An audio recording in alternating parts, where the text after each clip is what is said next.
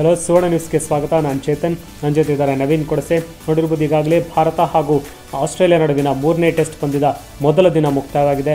So Bharat toss ಗೆದ್ದು ಬ್ಯಾಟಿಂಗನ್ನು ಆಯ್ಕೆ ಮಾಡಿಕೊಂಡಿದೆ. ಒಂದು ಉತ್ತಮ ಪ್ರದರ್ಶನವನ್ನು ನೀಡಿದೆ. ಹೀಗಾಗಿ 215 ರನ್ನನ್ನು ಗಳಿಸಿದೆ, ಕೇವಲ 2 ವಿಕೆಟನ್ನು ಕಳೆದುಕೊಂಡು. ಅದರಲ್ಲೂ ನಮಗೆ ಇವತ್ತಿನ ಸ್ಪೆಷಲ್ ಅಂದರೆ ಮಯಾಂಕ್ ಅಗರ್ವಾಲ್, ಕನ್ನಡಿಗ ಮಯಾಂಕ್ ಅಗರ್ವಾಲ್ ಟೆಸ್ಟ್ ಅಂದರೆ ಟೀಮ್ ಇಂಡಿಯಾಗೆ ಡೆಬ್ಯೂ ಮಾಡಿರ್ತಕ್ಕಂಥದ್ದು. ಜೊತೆಗೆ ವಿರಾಟ್ ಕೊಹ್ಲಿ ಜೊತೆಗೆ ಚೇತೇಶ್ವರ ಪೂಜಾರ ಇಬ್ಬರೂ ಕೂಡ ಒಂದೇ ಉತ್ತಮ ಪ್ರದರ್ಶನವನ್ನು ನೀಡ್ತಾರೆ. ಅವರಿಬ್ಬರು ಕೂಡ ಇನ್ನೂ ಅಂದರೆ ಕ್ರೀಸನ್ನು ಕಾಯ್ದುಕೊಂಡಿದ್ದಾರೆ. ಸೊ ನಾಳೆ ಅವರು ಇನ್ನಿಂಗ್ಸನ್ನು ಮುಂದುವರಿಸ್ತಾರೆ. ಸೊ ಖಂಡಿತವಾಗಲೂ, ಯಾಕಂದರೆ ಇಲ್ಲಿ ಸ್ಪೆಷಲ್ ಇರತಕ್ಕಂಥದ್ದು ಅದು ಕೂಡ ಮಯಾಂಕ್ ಅಗರ್ವಾಲ್ ಚೊಚ್ಚಲ ಪಂದ್ಯದಲ್ಲಿ 50 ಸಿಡಿಸಿರ್ತಕ್ಕಂಥದ್ದು. ಖಂಡಿತ ಚೇತನ್, ಇವತ್ತಿನ ಪಂದ್ಯ ಮಯಾಂಕ್ ಅಗರ್ವಾಲ್ ಪಾಲಿಗೆ ಒಂಥರ ಸ್ಮರಣೀಯ ಪಂದ್ಯ ಅಂತಲೇ ಹೇಳ್ಬೋದು. ಏನು ಪೃಥ್ವಿ ಶಾ ಅವರ ಇಂಜುರಿಯಿಂದ ತಂಡಕ್ಕೆ ಆಯ್ಕೆಯಾಗಿದ್ದರು. ಸೊ ಮೊದಲ ಪಂದ್ಯವನ್ನು ಅತ್ಯಂತ ಸ್ಮರಣೀಯವಾಗಿಸಿಕೊಳ್ಳಲಿಕ್ಕೆ ಯಶಸ್ವಿಯಾಗಿದ್ದಾರೆ ಮಯಾಂಕ್ ಅಗರ್ವಾಲ್ ಅವರು.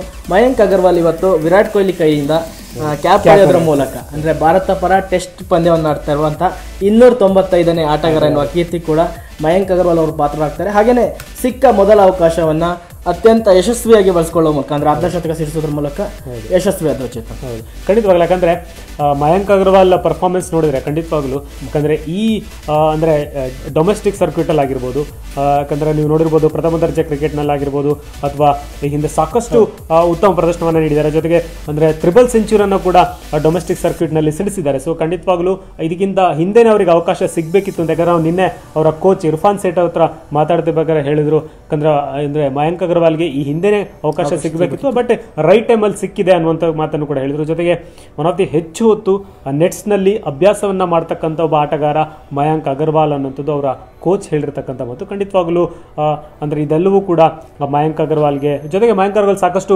ದಾಖಲೆಯನ್ನು ಕೂಡ ಮಾಡಿದ್ದಾರೆ. ಯಾಕಂದರೆ ಇಬ್ಬರು ಕೂಡ ಹೊಸ ಓಪನರ್ ಆಗಿ ಕೂಡ ಇವತ್ತು ಮೆಲ್ಬೋರ್ನ್ ಟೆಸ್ಟ್ ನಲ್ಲಿ ಟೀಮ್ ಇಂಡಿಯಾ ಕಣಕ್ಕಿಳಿಸಿದೆ. ಅದು ಕೂಡ ಒಂದು ಸ್ಪೆಷಲ್ ಇವತ್ತಿನ ಪಂದ್ಯ. ಹೌದು ಚೇತನ್, ಇವತ್ತಿನ ಪಂದ್ಯ ಹಲವಾರು ದಾಖಲೆಗಳಿಗೆ ಕಾರಣ ಆಗ್ತಾರೆ. ಅದರಲ್ಲೂ ಹಲವಾರು ದಾಖಲೆಗಳು ಮಯಾಂಕ್ ಅಗರ್ವಾಲ್ ನಮ್ಮ ಕನ್ನಡಿಗನಿಗೆ ಪಾತ್ರ ಆಗಿರ್ತಕ್ಕಂಥದ್ದು. ಒಂದು ಪ್ರಮುಖವಾಗಿ ನಾವು ನೋಡ್ಬೇಕಂದ್ರೆ, ನಾವು ಮಯಾಂಕ್ ಅಗರ್ವಾಲ್ನ ನಾವು ಇಂಗ್ಲೆಂಡ್ ಟೆಸ್ಟ್ನಲ್ಲಿ ಇರ್ಬೋದು ಅಥವಾ ವೆಸ್ಟ್ ಇಂಡೀಸ್ ವಿರುದ್ಧ ಸರಣಿಯಲ್ಲಾಗಿರ್ಬೋದು, ಮಯಾಂಕ್ ಅಗರ್ವಾಲ್ಗೆ ಚಾನ್ಸ್ ಕೊಡಿ, ಮಯಾಂಕ್ ಅಗರ್ವಾಲ್ಗೆ ಚಾನ್ಸ್ ಕೊಡಿ, ಇನ್ನೂ ಎಷ್ಟು ರನ್ ಹೊಡಿಬೇಕು ಅಂತೇಳಿ ನಾವು ಹೇಳ್ತಾನೆ ಬಂದಿದ್ವಿ.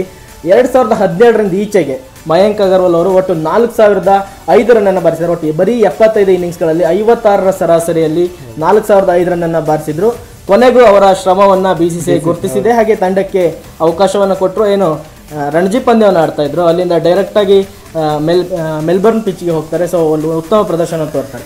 ಈ ಮೂಲಕ ಒಂದು ಹಲವಾರು ದಾಖಲೆಗಳನ್ನ ಮಯಾಂಕ್ ಅಗರ್ವಾಲ್ ಅವರು ಬರೆದಿರ್ತಕ್ಕಂಥದ್ದು. ಪ್ರಮುಖವಾಗಿ ನಾವು ಒಂದು ಕೋಇನ್ಸಿಡೆನ್ಸನ್ನು ನಾವು ನೆನಪು ಮಾಡ್ಕೊಳ್ಳೋದಾದರೆ, 2014ರ ಮೆಲ್ಬರ್ನ್ ಪಿಚ್ನಲ್ಲಿ ಅಂದರೆ ಬಾಕ್ಸಿಂಗ್ ಡೇ ಟೆಸ್ಟ್ನಲ್ಲಿ KL ರಾಹುಲ್ ಅವರು ಪದಾರ್ಪಣೆಯನ್ನು ಮಾಡಿದ್ರು. ಆ ಪಂದ್ಯದಲ್ಲಿ KL ರಾಹುಲ್ ಮೊದಲ ಇನ್ನಿಂಗ್ಸ್ನಲ್ಲಿ 3 ರನ್ ಹೊಡಿತಾರೆ. ಹಾಗೆ ಎರಡನೇ ಇನ್ನಿಂಗ್ಸ್ನಲ್ಲಿ ಕೇವಲ 1 ರನ್ನನ್ನು ಬಾರಿಸಿರ್ತಾರೆ. ಆ ಪಂದ್ಯ ಡ್ರಾ ಆಗುತ್ತೆ ಚೇತನ್, ನೆನ್ಪಿಟ್ಕೋಬಹುದು.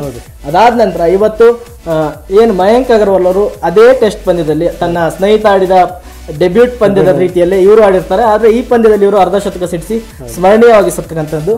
ಇನ್ನೊಂದೇನಪ್ಪ ಅಂದರೆ, ವಿರಾಟ್ ಕೊಹ್ಲಿಯ ಟಾಸ್ ಗೆದ್ದ ಪಂದ್ಯವನ್ನ ಸೋತಿಲ್ಲ. ಟಾಸ್ ಸೋತ ಪಂದ್ಯವನ್ನ ಡ್ರಾ ಮಾಡ್ಕೊಂಡಿದ್ದಾರೆ, ಹಾಗೆ ಸೋತಿದ್ದಾರೆ. ಆದ್ರೆ ಟಾಸ್ ಗೆದ್ದ ಪಂದ್ಯವನ್ನ ಅಂದ್ರೆ ವಿದೇಶಿ ನೆಲದಲ್ಲಿ ಇದುವರೆಗೂ ಸೋತಿಲ್ಲ. ಸೊ ಒಂದು ಸಿಹಿ ಸೂಚನೆ ಈಗಲೇ ಸಿಕ್ಕಿದೆ. ಸೊ ಇದಾದ ನಂತರ ಮಯಾಂಕ್ ಅಗರ್ವಾಲ್ ಅವರ ದಾಖಲೆಗಳನ್ನ ಗಮನಿಸೋದಾದ್ರೆ, 1947ರಲ್ಲಿ ಡೆಬ್ಯೂಟ್ ಮಾಡ್ತಾರೆ. ಆರಂಭಿಕನಾಗಿ ಅಮೀರ್ ಎಲಾಹಿ ಅಂತಕ್ಕಂಥವ್ರು ಡೆಬ್ಯೂಟ್ ಮಾಡ್ತಾರೆ. ಆ ಪಂದ್ಯದಲ್ಲಿ ಕೇವಲ 10 ರನ್ನನ್ನು ಬಾರಿಸ್ತಾರೆ. 1947ರಿಂದ ಈಚೆಗೆ ಯಾವೊಬ್ಬ ಕ್ರಿಕೆಟ್ಗೆ ಕೂಡ ಆಸ್ಟ್ರೇಲಿಯಾ ನೆಲದಲ್ಲಿ ಡೆಬ್ಯೂಟ್ ಮಾಡಿರಲಿಲ್ಲ, ಅಂದರೆ ಆರಂಭಿಕನಾಗಿ ಡೆಬ್ಯೂಟ್ ಮಾಡಿರಲಿಲ್ಲ. ಸೊ ಇವರು ಈಗ ಆರಂಭಿಕನಾಗಿ ಡೆಬ್ಯೂಟ್ ಮಾಡಿದ್ದಾರೆ. ಹಾಗೆಯೇ ಒಂದು ಅರ್ಧಶತಕವನ್ನು ಸಿಡಿಸಿ ಗಮನ ಸೆಳೆದಿರ್ತಕ್ಕಂಥದ್ದು. ಅದಾದ ನಂತರ ಆಸೀಸ್ ನೆಲದಲ್ಲಿ ಡೆಬ್ಯೂಟ್ ಪಂದ್ಯದಲ್ಲಿ ಅರ್ಧಶತಕ ಸಿಡಿಸಿದ 2ನೇ ಭಾರತೀಯ ಕ್ರಿಕೆಟಿಗ ಅನ್ನುವ ಕೀರ್ತಿ ಕೂಡ ಈಗ ಮಯಾಂಕ್ ಅಗರ್ವಾಲ್ ಅವರು ಪಾತ್ರರಾಗಿರ್ತಕ್ಕಂಥದ್ದು. ಈ ಮೊದಲು ದತ್ತು ಪಡ್ಕರ್ ಅವರು 51 ರನ್ನನ್ನು ಬಾರಿಸಿದ್ರು ಸಿಡ್ನಿ ಮೈದಾನದಲ್ಲಿ, 1942ರಲ್ಲಿ ನಡೆದಂಥ ಪಂದ್ಯದಲ್ಲಿ. ಖಂಡಿತವಾಗ್ಲೂ, ಯಾಕಂದರೆ ಈ ಒಂದು ಅಂದರೆ ಇಂಡಿಯಾ ಹಾಗೂ ಆಸ್ಟ್ರೇಲಿಯಾ ನಡುವಿನ ಮ್ಯಾಚಲ್ಲಿ ಕೆಲವೊಂದು ಅಂದರೆ ಲಾಸ್ಟ್ ನಾವು 2014 ಗಮನದಲ್ಲಿಟ್ಟುಕೊಳ್ಳೋದಾದರೆ, ಖಂಡಿತವಾಗ್ಲೂ 2014ನಲ್ಲಿ ಮೆಲ್ಬೋರ್ನ್ ಟೆಸ್ಟ್ ಆದ ಬಳಿಕ MS ಧೋನಿ ರಿಟೈರ್ಮೆಂಟನ್ನು ಘೋಷಿಸ್ತಾರೆ.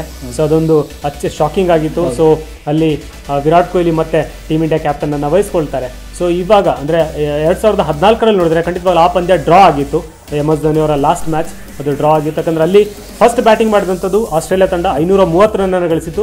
ಜೊತೆಗೆ ಫಸ್ಟ್ ಇನ್ನಿಂಗ್ಸ್ನಲ್ಲಿ ಇಂಡಿಯಾ 465 ರನ್ ಗಳಿಸಿತು. ಖಂಡಿತವಾಗ್ಲೂ ಯಾಕಂದರೆ ಮೆಲ್ಬೋರ್ನ್ ಪಿಚ್ ಒಂದು ಬ್ಯಾಟಿಂಗ್ ಪಿಚ್ ಆಗಿದೆ. ಸೊ ಇಲ್ಲಿ ಒಂದು ಬೃಹತ್ ಮೊತ್ತವನ್ನು ಬಾರಿಸಿದರೆ ಮಾತ್ರ ಖಂಡಿತವಾಗ್ಲೂ ಗೆಲ್ಲೋಕೆ ಸಾಧ್ಯ. ಇನ್ನೊಂದು ಚಿತ್ರಣ, ಈ ಪಂದ್ಯದಲ್ಲಿ ಇನ್ನೊಂದು ದಾಖಲೆಯನ್ನು ಮಯಾಂಕ್ ಅಗರ್ವಾಲ್ ಬರೆದಿರ್ತಕ್ಕಂಥ ವೆರಿ ಪ್ರಮುಖವಾಗಿ ಸುನಿಲ್ ಗವಾಸ್ಕರ್ ಅವರು ಡೆಬ್ಯೂಟ್ ಪಂದ್ಯದಲ್ಲಿ ಅಂದರೆ ವಿದೇಶಿ ನೆಲದಲ್ಲಿ ಡೆಬ್ಯೂಟ್ ಪಂದ್ಯದಲ್ಲಿ ಒಟ್ಟು ಗರಿಷ್ಠ ರನ್ ಬಾರಿಸಿದ್ರು, 65 ರನ್ ಬಾರಿಸಿದ್ರು. ಇದನ್ನ ಆ ದಾಖಲೆಯನ್ನು ಕೂಡ ಈಗ 76 ರನ್ ಬಾರಿಸೋದ್ರ ಮೂಲಕ ಮಯಾಂಕ್ ಅಗರ್ವಾಲ್ ಮುರಿದಿರ್ತಕ್ಕಂಥದ್ದು. ಖಂಡಿತವಾಗ್ಲೂ ನೋಡೋಣ. ಹಾಗಾದ್ರೆ 215 ರನ್ನನ್ನು ಭಾರತ ಈಗಾಗಲೇ ಗಳಿಸಿದೆ. ಸೊ ನಾಳೆ ಬ್ಯಾಟಿಂಗ್ ಅನ್ನು ಮುಂದುವರಿಸುತ್ತೆ. ಸೊ ಯಾವ ರೀತಿ ಟೀಮ್ ಇಂಡಿಯಾ ಪ್ರದರ್ಶನವನ್ನ ನೀಡುತ್ತೆ ಅನ್ನೋದು, ಯಾಕಂದ್ರೆ ಒಂದು ಬೃಹತ್ ಮೊತ್ತ ಖಂಡಿತವಾಗ್ಲೂ ಬೇಕು. ಯಾಕಂದ್ರೆ ಮೆಲ್ಬೋರ್ನ್ ಟೆಸ್ಟ್ನಲ್ಲಿ ಯಾಕಂದ್ರೆ ಆಸ್ಟ್ರೇಲಿಯಾ ಕೂಡ ಅಷ್ಟೇ ಒಂದು ಉತ್ತಮವಾದ ಪ್ರದರ್ಶನ ನೀಡುವಂಥ ಎಲ್ಲ ಸಾಧ್ಯತೆಗಳಿದೆ. ಹೀಗಾಗಿ ಖಂಡಿತವಾಗ್ಲೂ ಭಾರತ ಒಂದು ಬೃಹತ್ ಮೊತ್ತವನ್ನ ಇಲ್ಲಿ ಬಾರಿಸಲಿ. ಜೊತೆಗೆ ಈ ಒಂದು ಪಂದ್ಯದಲ್ಲಿ ಗೆಲುವನ್ನು ಸಾಧಿಸೋ ಮೂಲಕ ಅಂದರೆ ಭಾರತ ಮುನ್ನಡೆಯನ್ನು ಕೂಡ ಪಡ್ಕೊಳ್ಳಲಿ ಅಂತ ನೋಡೋಣ. ಖಂಡಿತವಾಗ್ಲೂ ಎಲ್ಲ ರೀತಿಯ ಅಪ್ಡೇಟ್ಗಳನ್ನು ನೀಡ್ತಾ ಹೋಗ್ತೇವೆ. ನಿರಂತರ ಸುದ್ದಿಗಾಗಿ ನೋಡ್ತಾರೆ ಸುವರ್ಣ ನ್ಯೂಸ್.com.